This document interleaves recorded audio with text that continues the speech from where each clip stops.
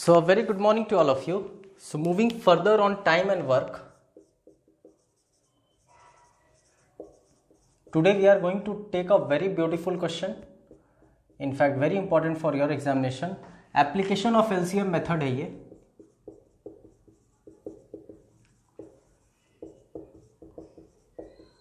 इससे पहले हम लोग टाइम एंड वर्क के करीब 10 सेशंस ले चुके हैं.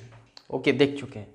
तो मेरा सजेशन आपसे ये होगा कि पहले वो सारे सेशंस को आप देख लें, उसके बाद इस क्लास पर आए. एनीवेज, लास्ट क्लास में हम लोग देखे थे कि there is a story.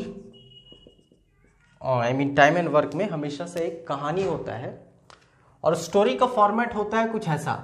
Let us suppose A left after couple of days. This is only one example. Okay, या स्टोरी कह सकता है be left 3 days before completion of the work.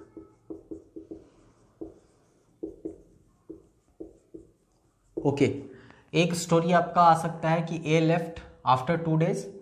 एक स्टोरी में ये आ सकता है be left 3 days before completion of work. ये दोनों पर हम लोग लास्ट सेशन में बात कर चुके हैं कि जब फ्रॉम बिगनिंग, यहां पर खास बात, this is from beginning.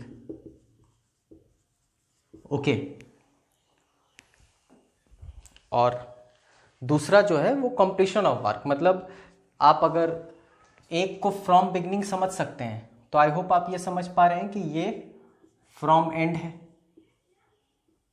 Okay, तो इस तरह का 2 सवाल, इस तरह के स्टोरी जनरली एग्जाम में पूछे जाते हैं. अब एक चीज आप अच्छे से आज जान लें कि टफ क्वेश्चन का मतलब होता है कॉम्बिनेशन ऑफ 2 और मोर इजी क्वेश्चंस. ओके, अब आपसे एग्जामिनर ऐसा भी कर सकता है कि ये दोनों कंडीशन को एक ही सवाल में दे दे और वो एक टफ क्वेश्चन बन जाएगा. ओके, जैसे अगर हम लोग कोई डेटा ले लें और कहें लेट अस सपोज ए का ले लेते हैं 12 दिन 12 days एक काम. लेट अस सपोज बी का ले लेते हैं 15 दिन एक काम. ओके, और सी का ले लेते हैं 12, 15, 18 दिन ले लेते हैं. Let us suppose 1 work. Okay, और यही कंडीशन आपको दे दिया है. कंडीशन कहता है कि ए शुरुआत से 2 दिन के बाद छोड़कर चला गया और बी खत्म होने से 3 दिन पहले छोड़कर चला गया. अब आपसे पूछता है कि बताओ काम कितने दिन में खत्म होगा. आई वुड बेसिकली हम लोग आज ये सीखने वाले हैं application of LCM method. Okay, इस मेथड से ही इस क्वेश्चन को बनाना कंपैरेटिवली आसान होता है और मेरा सजेशन भी आपसे यही होगा कि at least for this type of question always use application this LCM method. Okay, still for a conceptual clarity हम इसको पहले इक्वल टू 1 मेथड से आपको बनाकर दिखाएंगे. इक्वल टू 1 मेथड हम लोग पहले देख चुके हैं. मेरा फिर से सजेशन आपसे है कि पहले आप प्रीवियस लेक्चर्स को फॉलो कर लें. ओके, एप्लीकेशन ऑफ, अगर हम लोग इक्वल टू 1 वाले मेथड को देखें तो ये तो निश्चित तौर पे समझ में आ रहा है कि काम एक होने वाला है. ओके, हम यहां से ये इंटरप्रिटेशन ले सकते हैं. हम एलसीएम मेथड की बात नहीं कर रहे हैं अभी. हम ये कह सकते हैं ए एक दिन में 1/12 काम करेगा. This is very important to understand. Until and unless you are having a very good concept over time and work, competition का लेवल इतना हाई हो चुका है आज के डेट में कि एग्जामिनेशन में कौन सा मेथड कहां पर किस तरीके से अप्लाई करना हो पाए, यू कैन नॉट स्पेकुलेट. इसलिए मेरा बार बार सजेशन होगा कि आप जितने भी मेथड्स टाइम एंड वर्क में हम लोग यहां पर देखेंगे सब पर इक्वली कमांड करें. खैर, एंड इन फैक्ट ये जो इक्वल टू 1 मेथड है, this is a conceptual method. Okay, and this application of LCM, this is a tricky approach. Okay, this is a tricky approach and this is a conceptual method. तो equal to 1 method से कम आपको एक conceptual clarity definitely होगी. तो B का जरा बता दो, एक दिन का काम कितना होगा. आप बोलोगे सर 1/15 काम होगा. ये काम का बेसिकली हिस्सा है. और सी का एक दिन का काम कितना होगा, आप बोलोगे सर ये 1/18 काम होगा, काम का एक पर्टिकुलर हिस्सा है। ओके, अब देखो आपका सवाल कहता है कि ए 2 दिन के बाद चला गया शुरुआत से और बी 3 दिन खत्म होने से पहले छोड़कर चला गया। हम तो ये ज़रूर जान पा रहे हैं कि इस पर्टिकुलर स्टोरी में 3 लोगों का इन्वॉल्वमेंट है, तो हमने 3 लोग के इन्वॉल्वमेंट के कॉरेस्पॉन्डिंग स्लॉट्स बना दिया। ये एज, ये बीज और ये सीज। ये बेसिकली कह सकते हो तीनों का कंट्रीब्यूशन है, योगदान। Okay, this equal to one method में हमेशा हम लोग कंट्रीब्यूशन की बात करते हैं।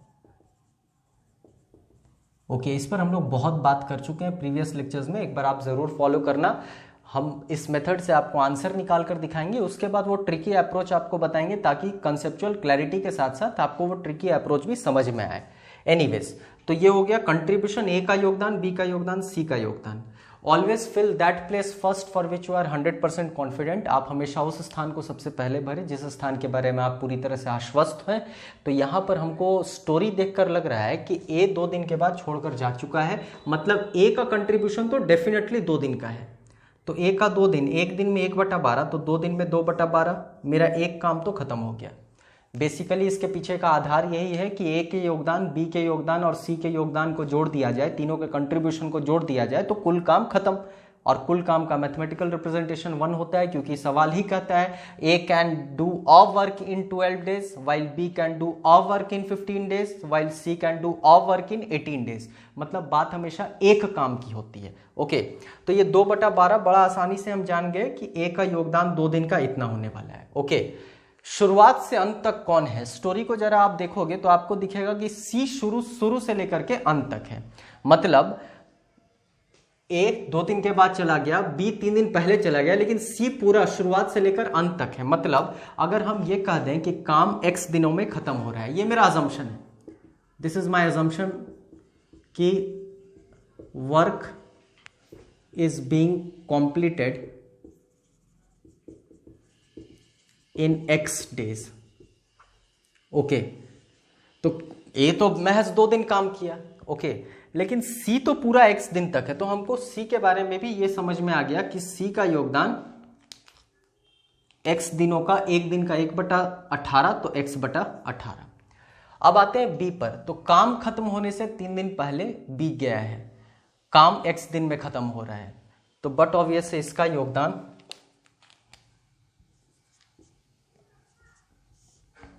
I hope things are very clear to all of you. Just have a look on it. इससे आपको एक कंसेप्ट डेवलप हुआ कि ए बस 2 दिन काम किया, सी x दिन काम किया और उससे 3 दिन कम बी काम किया। अगर हम इस इक्वेशन को सॉल्व करेंगे तो डेफिनेटली हमारा आंसर आ जाएगा। ओके, देखते हैं आगे। 12, 15, 18 का LCM. Let me use this space. यहां पर बेसिकली हम लोग कंट्रीब्यूशन की बात किए हैं, दिस इज कंट्रीब्यूशन, योगदान। ओके, 12, 15 और 18 का एलसीएम 180। 12 जाएगा 15 बार, मतलब ये 30 हो गया। आई होप समझ आ रहा होगा ये। 15 गया 12 बार, मतलब 12x - 36 हो गया ये।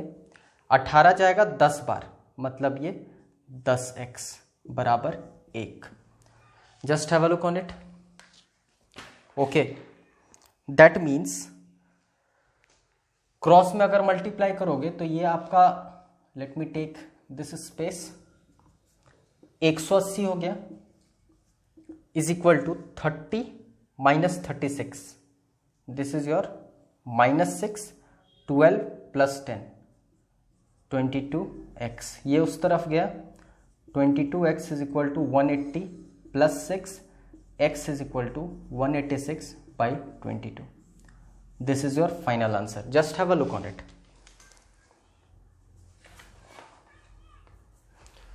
Okay. Fine. अब एलसीएम मेथड इसी चीज को कितना आसान बना देगा, आप ये कोशिश करेंगे समझने का। हम लोग एलसीएम मेथड में बेसिकली एलसीएम लेते हैं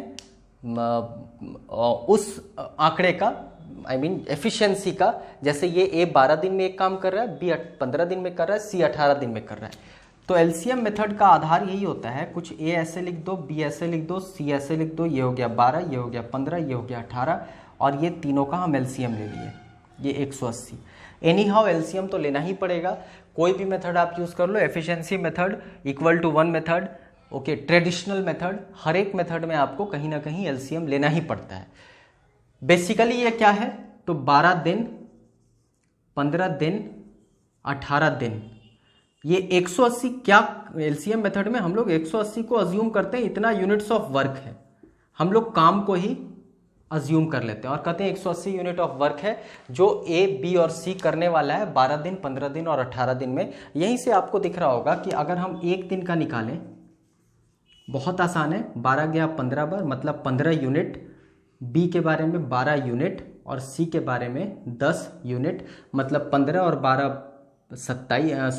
15 12 27 और 10 37, 37 यूनिट्स तीनों मिलकर एक दिन में काम करता है।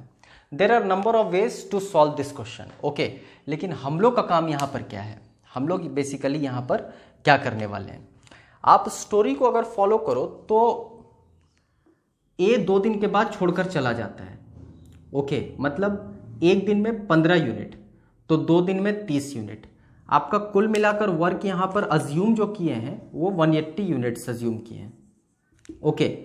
ए चला जाता है 2 दिन के बाद, तो जब कभी भी हम लोग left after n number of days, ये 2 यहां पर एग्जांपल हम लिए हैं, कितने भी दिन के बाद अगर शुरुआत से कोई चला जाता है तो उस आंकड़े को माइनस करते हैं। ये प्रीवियस लेक्चर में आप देख लेना, हम लोग उस पर डिटेल बात कर चुके हैं। मतलब 15 गुना 2 दिन का काम, यहां पर 30 यूनिट्स माइनस हो जाएगा, ओके, क्योंकि वो शुरुआत से 2 दिन के बाद चला जाता है। फिर कहता है be left 3 days before completion of work. Previous lectures अगर आप फॉलो करोगे तो एलसीएम मेथड में हम लोग बात किए थे कि जब कभी 3 दिन पहले कोई चला जा रहा है तो उसके 3 दिन के काम को अगर आप वर्क में जोड़ दोगे, ओके, तो हम लोग को एक आधार मिल जाता है कि अगर वो नहीं जाता तो क्या होता, ओके। तो बी का 3 दिन का काम जोड़ दो, तो एक दिन का 12 यूनिट, 3 दिन का 36 यूनिट, ओके। ए तो कहानी में है ही नहीं, ए तो कहानी में है ही नहीं क्योंकि 2 दिन के बाद तो वो चला जाता है। अब आगे की कहानी में आप देखो बस बी और सी है। आई होप आप समझ पा रहे होंगे, रिलेट कर पा रहे होंगे। तो हमने क्या किया, 30 यूनिट माइनस कर दिया ए का 2 दिन वाला, इसकी कहानी खत्म हो चुकी है। हम चूंकि बी लास्ट से 3 दिन पहले ही चला जाता है तो उसके 3 दिन को हम इंक्लूड करके, मतलब 12 × 3 36 यूनिट्स को इंक्लूड करके बात कर रहे हैं और कह रहे हैं कि अब बी और सी दोनों है।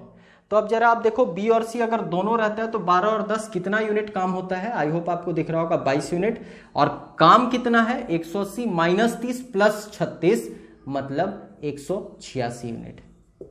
आई होप समझ पा रहे हैं आप, ओके। और 186 यूनिट को करने वाले इन्वॉल्वमेंट कौन कौन है, बी और सी। क्यों हम बी को इंक्लूड करें, क्योंकि बी के हम 3 दिन को के काम को इंक्लूड कर चुके हैं, ओके। आई होप आप रिलेट कर पा रहे होंगे। तो दोनों मिलकर 22 यूनिट, तो यहां आपका फाइनल आंसर 186/22 डेज।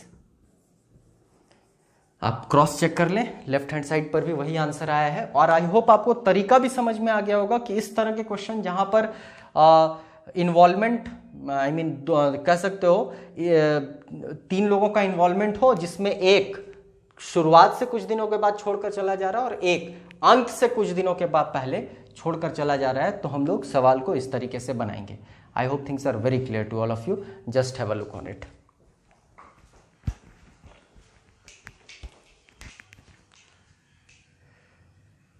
अगले लेक्चर में हम लोग नेक्स्ट टाइप ऑफ क्वेश्चन को देखेंगे। That's all for today, thank you.